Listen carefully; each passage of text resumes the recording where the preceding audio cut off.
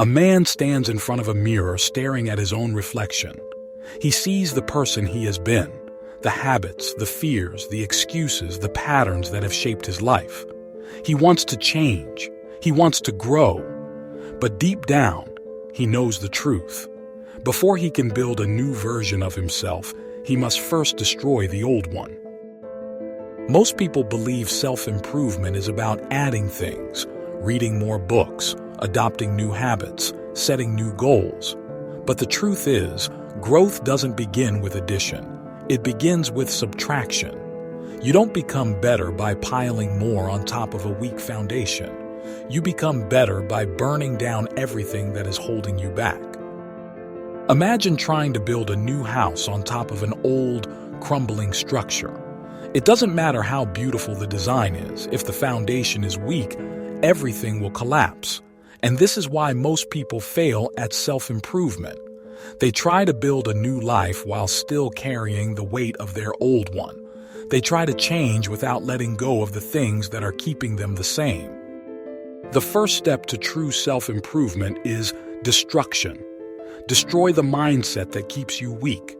Destroy the habits that drain your energy. Destroy the fear that holds you back. Only then can you create something new, something strong, something unstoppable. Destruction is painful. It means facing hard truths. It means letting go of comfort. It means breaking attachments to the things that feel familiar, even if they are destroying you. But if you are not willing to destroy what no longer serves you, you will never become the person you were meant to be. The first thing that must be destroyed is your attachment to the past. Too many people live as prisoners of their old mistakes, their past failures, their outdated identity. They say, "This is just who I am," but that is a lie. You are not your past. You are not your mistakes. You are not the person you were yesterday. The moment you let go of who you were, you make space for who you can become. The next thing that must be destroyed is your dependence on comfort. Comfort is the enemy of growth. Every great transformation comes from discomfort, pain, struggle, challenge. But most people avoid these things. They stay where it's safe. They avoid failure. They avoid difficulty. And because of this, they remain the same. If you want to change, you must destroy your addiction to comfort and embrace the fire that forges strength. Then there are the habits that must be destroyed. The mindless scrolling, the late nights, the excuses, the laziness. You cannot build discipline on top of chaos. You cannot create focus while feeding distractions. If you truly want to improve, you must burn your old habits to the ground and build new ones from the ashes. The next thing that must be destroyed is your fear of judgment. Most people never reach their full potential because they are too afraid of what others will think. They hold back. They dim their own light. They conform. But the opinions of others do not define you.